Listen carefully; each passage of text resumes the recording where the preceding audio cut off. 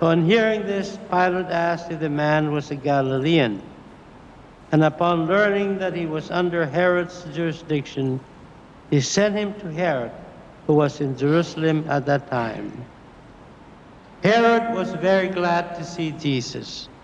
He had been wanting to see him for a long time, for he had heard about him and had been hoping to see him perform some signs. He questioned him at length, but he gave him no answer. The chief priests and the scribes, meanwhile, stood by accusing him harshly. Herod and his soldiers treated him contemptuously and mocked him. And after clothing him in a resplendent garb, he sent him back to Pilate. Herod and Pilate became friends that very day, even though they had been enemies formerly. Pilate then summoned the chief priests, the rulers, and the people, and he said to them, "You brought this man to me, accuse him of inciting the people to revolt.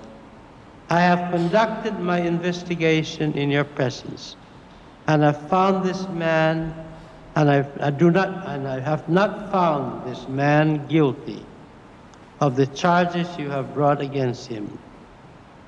Nor did Herod, for I sent him back to us. So no capital crime has been committed by him. Therefore I shall flog him and then release him." But all together they shouted, "Away with this man! Release Barabbas to us."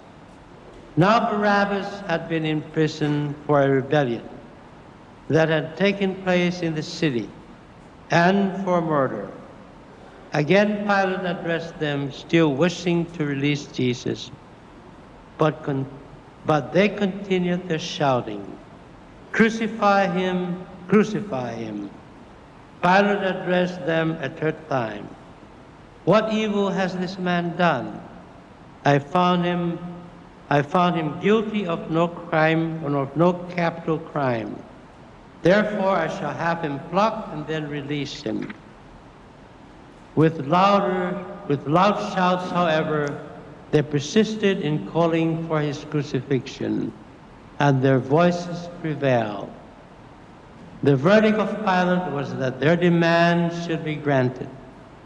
So he released the man who had been in prison for rebellion and murder, for whom they asked, and he handed Jesus over to them to deal with as many as they wish. As they led him away, they took hold of a certain Simon a Cyrenian, who was coming in from the country. After laying the cross on him, they made him carry it behind Jesus. A large crowd of people followed Jesus, including many women who mourned and lamented him. Jesus turned to them and said, "Daughters of Jerusalem, do not weep for me,